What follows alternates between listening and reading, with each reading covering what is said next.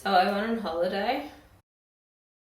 Hi! So I have been on holiday and also ill for the past 2-ish weeks. What a combo! This morning I did my dishes for the first time in about 2 weeks since I've been ill, and there were so many festy cups. There were moldy cups of tea. It felt good to do it, but my gosh, what a sensation. Whew. I just got back from 2 nights away in a Hobart, and after kind of taking stock of how unwell I've clearly been, I thought let's do a little show and tell of what I bought whilst I wear all beige, apparently.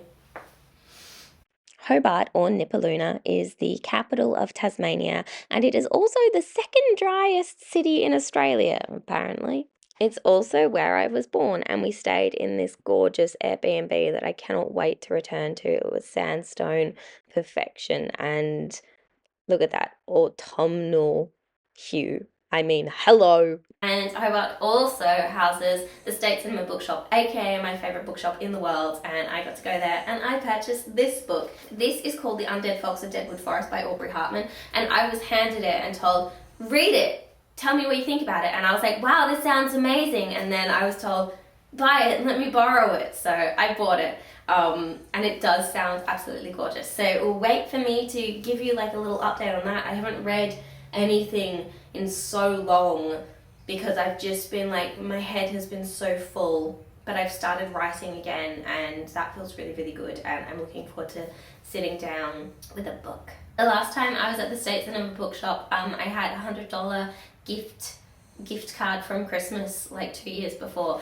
and I bought this bag which was I think like $36, and I use this as my work bag now and it brings me so much joy. The art piece is called Holland Spring Living with Yuko by Yuko Shimizu. Absolutely gorgeous. I love it so much, and it's just Tulip City. So I had a little peek at their bags and there was one that I absolutely loved, but I thought it was too expensive and it was also smaller than this, and this is like the perfect size bag, so I didn't get it. We nipped into JB Hi-Fi and I was browsing and I was like, oh, the Hunger Games 5 DVD collection. I never thought The Ballad of Songbirds and Snakes was put on DVD, so I went over and I was like, do you have that in stock? And they were like, yeah, we do. And I was like, I'll find it.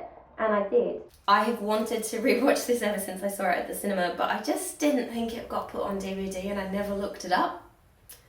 I have it now. One of my favourite things about going to Hobart is being able to go to all these places that have vegan, gluten-free menus, because I am not only vegan, but I am gluten-free, and if you have a menu, you will look at it and you'll be like, oh, it's vegetarian or it's vegan, and then on the other side will be, oh, it's gluten-free and it's the fish, and they very rarely combine those things in restaurants apparently, or eateries, but in Hobart there's so many places. So I had some really delicious food. My favourite place to go is Straight Up, and their bread is the best. They have these pretzels which are amazing, and they have waffles, and I get them every time, and they are the best thing you could imagine. They are so good, these waffles. So I went to Straight Up twice. I nearly got the waffles both times, but the second time I got tofu scramble, and it was bloody delicious, and I have been craving it ever since. And it had like this gorgeous chili like relish, and it was like sweet and spicy, and I need to recreate it because I don't live in Hobart, but I need this food shipped to me. It's so good. So we were walking away from Straight Up and suddenly there was like this vintage clothing store sign, and it's like, go up the stairs, and we were like, okay, we'll go up the stairs. And very quickly it was this tiny little room that had like hundreds of vintage t-shirts and then like a rack of vintage dresses. And I was looking at the vintage dresses, and very quickly I saw something yellow and spotty, and I was like, oh my god! Oh my god! I think this shop was called Second Time Around Vintage. This dress was $50, and Suffice to say, I saw it on my body and I purchased the heck out of it. It was a little bit like finding my soulmate in an item of clothing. I really wanted to see if the trans bath bomb had arrived at Lush in Australia, but unfortunately it seems like that might just be in the UK at the moment. But the staff had put together a really beautiful display to support the trans community, which featured like a rainbow bath bomb and an inclusion bath bomb, and they were really, really passionate about it, and it made me happy to see that even though the bath bomb wasn't available to purchase here, they were still working hard to make sure the community was supported and seen. Shout out to this dog cake. I wish I was that dog cake. Look at that. Oh my God. And then we went to Dangerfield. In Hobart, there are a couple of Dangerfield stores. There's one in this mall called the Cat and Fiddle Arcade, which has like a cat and fiddle clock thing somewhere. But then I found the Dangerfield outlet, which has a Dangerfield store and then a Dangerfield outlet and then something else on the top. I think it used to be Dangerfield Kids. Something I really noticed both times I've been to the Dangerfield outlet this year is that the sizing is wildly inaccurate. When I was there in March, where I went earlier this year, I got these jeans, which are a size 6. I am not a size 6. I'm a size 10. These jeans were $20. And I was like, shit it, I'm gonna try them, and they're perfect. And then I got something else, which is a size 4. I'm not a size 4, and neither are those trousers. So this time I was like, there's so many beautiful things, which are like freaking $20. I'm gonna try them, and nothing fit. The size 6s didn't fit, but I had a little heartbreak because a couple of years ago, I really, really wanted these dungarees. I wanted them for my birthday, and then they sold out, and I've never seen them in my size since. And they had them at the outlet. They had one pair in a size 6, and they were like $40 or something, and I was like, let's try it, and they were skin tight. So I was quite disheartened by the sizing not working in my favour this time, and coming out of the changing room like, all these things I wanted to buy don't fit, but I got these, and I mean, how gorgeous. Oh, these are a size 6 though, So I had no memory of that when I purchased them or tried them on. But also, if a size 6 fits like a size 10, shouldn't all the size 6s fit like a size 10? Why did my heart have to be specifically broken when those white dungarees didn't fit? I mean, come on. yeah, so beautiful. I love them so much. Little flower dungarees. So I was like a touch disheartened that all of the amazing jeans that I'd fallen in love with didn't fit, when realistically they shouldn't have fit. But if I'd been there 3 months earlier and their sizing was still whack, they would have fit. So perhaps that is the reason why I ended up darting back in and purchasing this. I'd seen this at the first Dangerfield store we darted into. I saw it at the second store on like the regular level, went upstairs, looked around, left, and then I was like, do you think I should get it? It's quite expensive because it's like new arrival, but Dangerfield literally never doesn't have a sale on. So instead of $108, it was like $86, which is so much for a dress. Ooh, is it organic cotton? But it's so beautiful, and all of that rambling about clothes sizes, I didn't try it on. I just knew. And then shock horror, I was like, yeah, if a paper bag's $1 and a canvas bag is $3, I'll get a canvas bag. And then I got home and I was like, they gave me a paper bag. I think the canvas bag's inside there. No, I didn't get the canvas bag. $2 just got paid to Dangerfield. Like they need it.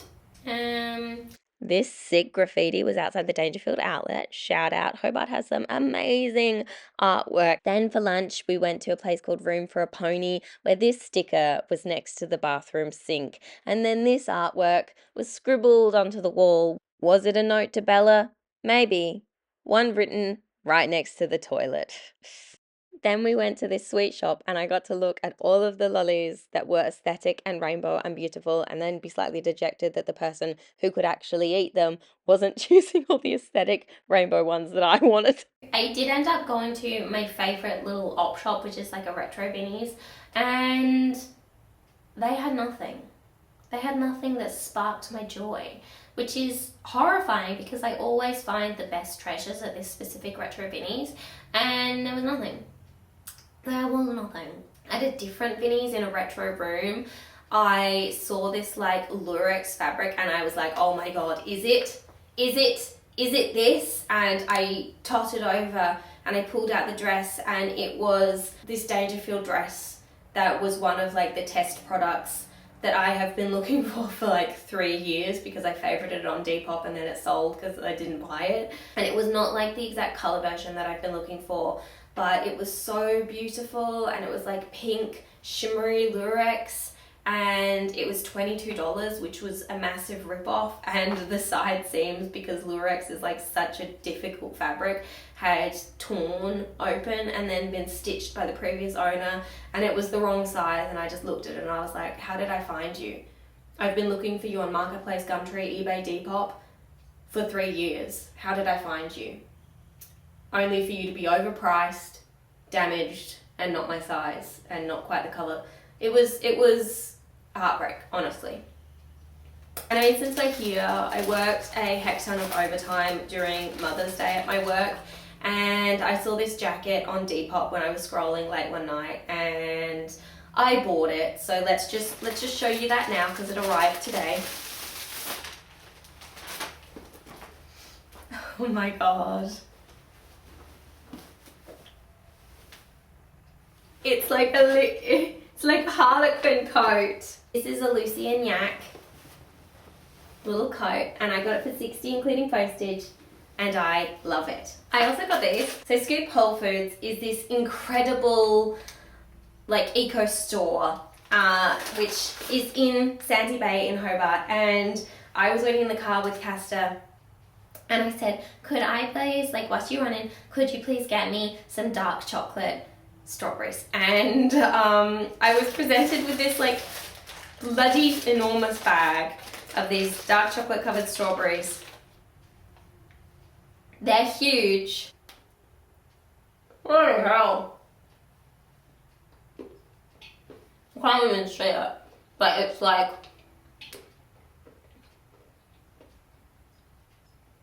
I could make a whole video on this place. It's so good.